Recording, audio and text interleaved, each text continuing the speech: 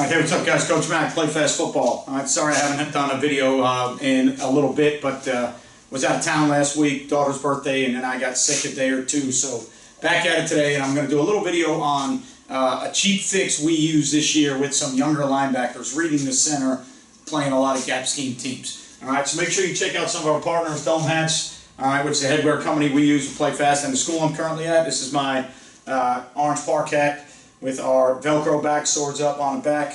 All right, they've got a custom online hat builder that allows you to generate these hats. We have one that's all gray, same style, same logo, but all gray. You can change the panels, the color, the style of the hat, Velcro, snapback, fitted. Everything is customizable, so make sure you check them out. Every hat has a story. Make sure you let Dome help you tell your hat story. Baker Sporting Goods, which provides me with all of my coaching gear. All right, shirts like this. Spirit packs for our players. Our uniforms are distributed through them. Anytime we do a team store, it's done through Baker Sporting Goods. They were one of the sponsors at my clinic last year, so make sure you check out Baker Sporting Goods. They do a lot of good stuff in our local Northeast Florida community and in the Southeast in general. Just Play Football. It's a digital software taking your program to the next level. It's a more powerful way to present your information to your players, your playbook, your game plans. It's the only play drawing diagram tool that I use when I am going to diagram plays for webinars or clinics, or when I speak at clinics. It's the only tool I use, so make sure you check out Just Play. GameStrat, sideline replay system we use.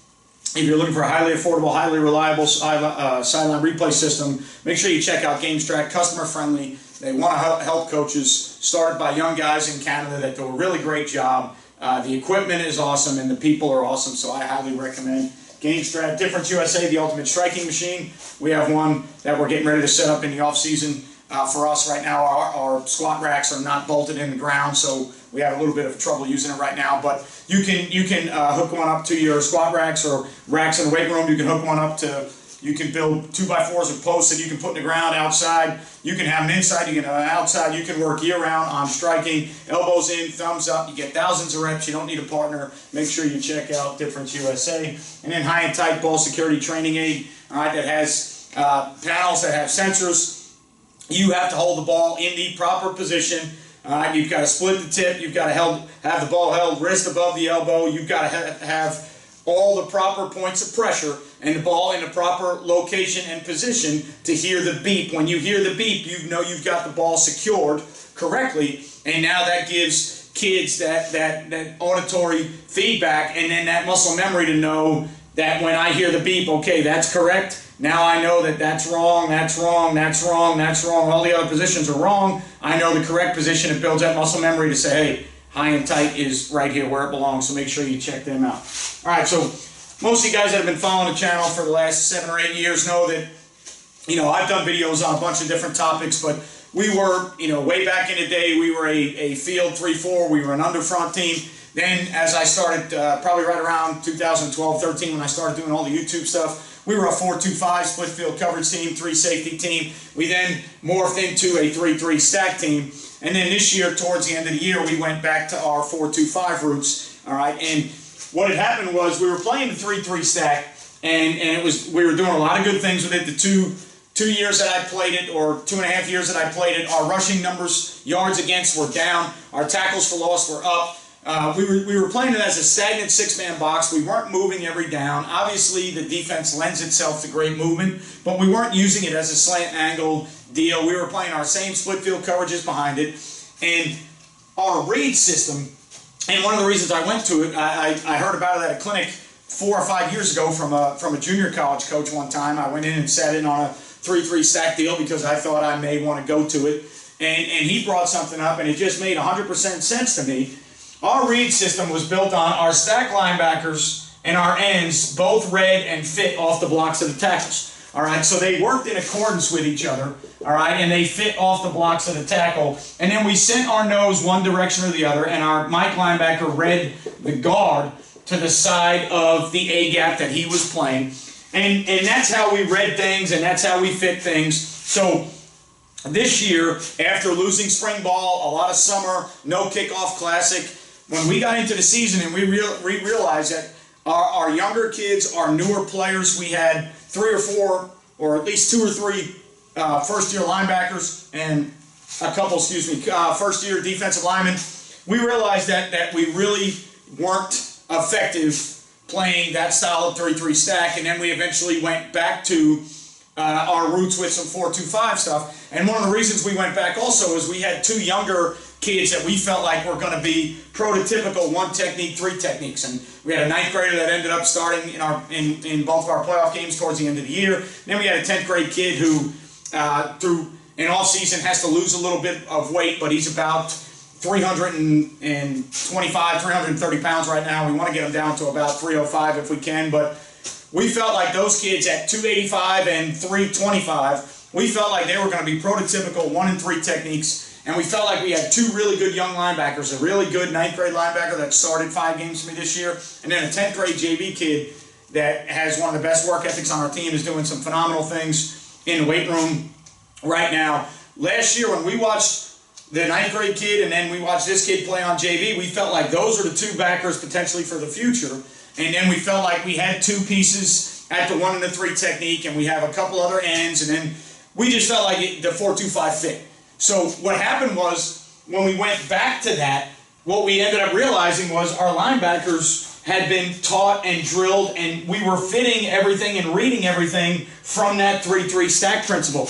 And then what happened when we went back to the 4-2-5 was we had to figure out, okay, now we got to change our reads again. We got to change what we're doing. We got to change how we're reading things. And played around with a couple different ideas. Obviously, you know, we looked at reading backs. We looked at reading guards. We looked at reading back to play side guard. We looked at cross-keying some things. We looked at possibly reading sniffers. And then my offensive coordinator at the time, who's been a head coach before and has actually played linebacker in college, he came in my office one time and he said, you know, Coach, you should think about potentially reading the center versus all these gap scheme teams. And so we ended up doing it, right? So what we ended up doing was our inside backers ended up reading the center. And the reason for that was it made it real easy. It gave us one definitive read, one place to look, okay? And you know, it's an under key just like a guard or anything else. Obviously, when you read under keys, you have to then progress the ball carriers because you're never going to tackle a lineman. But as far as getting guys to fit where they need to fit in the scheme, it ended up being a real cheap, easy fix for us. And I'll tell you why. We played 90% gap teams. So what ended up happening was 90% of the time, we were getting some version of a back block and a pull. So what we ended up doing was we taught our inside backers to read the center, all right, and then the side the center steps to, we read that guard. All right, so our key was the center. Side the center works to, we read that guard. So that when we were playing all these gap scheme teams, whether it was power or counter, when the center blocked back, both of our linebackers got their eyes to that guard. Okay, so we took our initial steps, all right, we worked just short downhill steps, read steps, however you want to call them. I know everybody does different stuff. For us, they were just very simple downhill 4 to 6 inch steps to make our read, all right? And once we took our steps and the center blocked and our eyes went and declared, now it was easy for us to say, okay, center block back, that guard pull. Oh, if it's power, we need to go, all right, and fit the power play how we need. So if we're trying to spill it and get the mic over the top, if we're taking the wheel on the backside, all right, one of two things. You're either plugging the wheel and leaving the nose backside, all right, or possibly you're trying to hump the back block of the center and you're trying to work, all right, the nose across the front side. Maybe you're a team that likes to, you know, overlap the wheel, however you want to fit it. I'm not here to argue exactly how you fit power. We're more of a plug style team, so we're more of a take the backside linebacker and plug, and based on the angle of the double team coming off, all right, so in other words, if the guard is coming off flat, our will linebacker is going to try and go over the top of the guard. If the tackle's coming off high, our will linebacker is going to try and go underneath. But we're basically trying to spill over, get the mic over the top, and then plug the will on the backside. We almost always have a backside, almost 8-man front theory, however you want to call, whether it's our safety or corner. It's tough sometimes for our corner to do it from this force position, but we almost always have, whether he's high or low, some type of fold cutback player behind the will, so the will can actually play as fast as he wants to the front side because we almost always have somebody behind him. And then we're playing our 2 read out here, so we're trying to get the ball bounced out, possibly to the free hitter there. All right, so we're trying to spill with the end, and we're trying to get the Mike to spill the puller if it works to him, and now get the ball to go out wide. So again, when you're trying to spill the ball that wide, some teams like to run the will and overlap and then let the fold cutback player be behind the will. All right, but I'm not here to talk about exactly how you might fit power or you would fit power.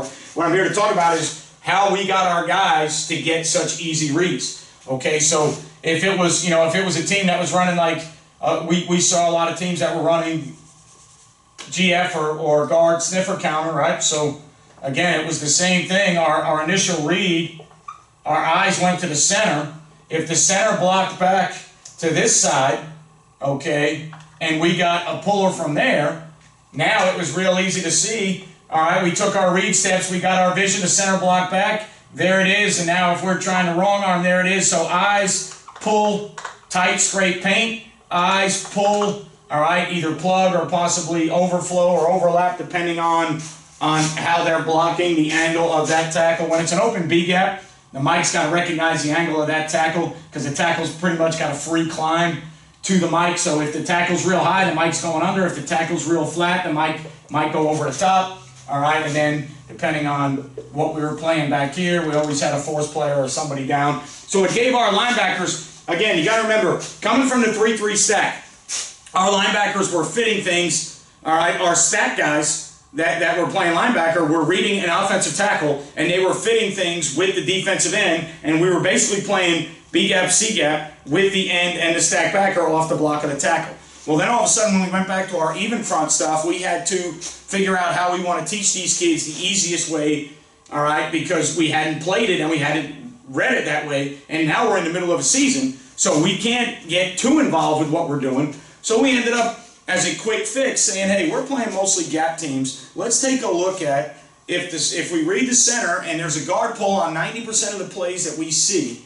If we read the center to the guard, all right, so center steps, whatever way the center steps, our eyes go to that guard, we get a pull and we go, we should be in good shape. Now, of the issues we had when we saw some tackle wrap dart teams, that was a little bit tougher to see because now, all right, if you had the center might step here to double, and now when the center steps there, you get a double on the one, and you get maybe this backside, all right, tackle pulling here. So that was a lot harder to see, okay? Some zone schemes sometimes could have been a little bit tougher for us if the center was working front side and that guard stayed front side. Now again, in theory, it wouldn't be as hard to fit because if I read the center and I look and the center works to my right, and the guard is working to my right, then our fits are then going to happen, all right, to my right, even though there's not a puller, even though it's not a gap scheme. So it was a cheap and easy way for us to take linebackers who hadn't been reading anything that way, and we debated back and forth about, all right, we're 4 or 5 weeks into the season now. We're in the middle of our season. How are we going to take these 3-3 stack linebackers? What are we going to teach them to read? What are we going to teach them to look at? And we toyed around with under keys. We toyed around with backfield. We toyed around with sniffer. We toyed around with, back to near to play side guard. We looked at all the different things that all of us have done at some point or another. Talk to people. What are you guys keying? What are you reading?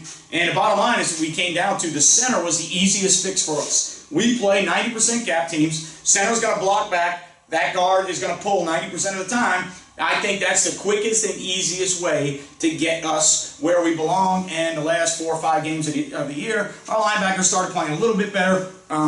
We still had some fit issues. We were real young on defense. Didn't play great defense this year. But that got our younger linebackers a lot easier visual, a lot easier key to say, hey, if you're inside the box, this is what you're reading. If you walk outside the box, now we've got to read the triangle from the offensive tackle to the near back or whatever it may be. So we ended up making it real simple where our backers had an inside the box read, an outside the box read. We kept it real simple. Like I said, we had really young linebackers and a couple first-year linebackers. So we kept it as simple as possible. Could you do this forever? I don't know. Would it work effectively when you're seeing more zone schemes? I don't know. Should you go back to more traditional styles of reads? with your linebackers. I don't know. You know me.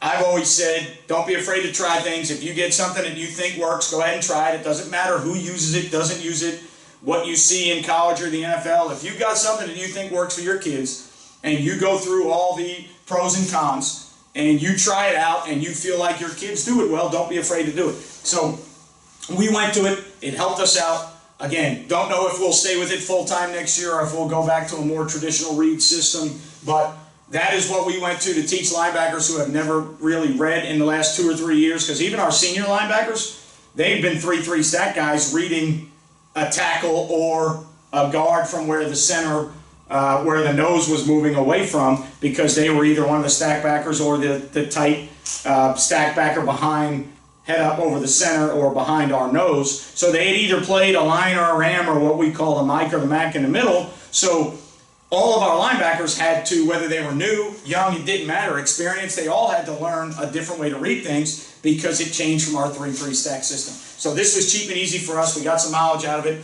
Hopefully it helps you or gives you a different idea to toy around with. If you like it, great. If you don't, that's great. Remember to hit this subscribe button. Remember to turn on your notifications so you know every time we do a video or anytime I go on YouTube Live. Thumbs up, thumbs down if you like the comment. If you think that linebackers should not read this way, go ahead and give it a thumbs down. It doesn't hurt anybody. The interaction is great. It lets me know the content that you like or don't like. It lets me know the delivery that you like or don't like. All right, and always leave me a message. Every message I see on my end, I try to respond to.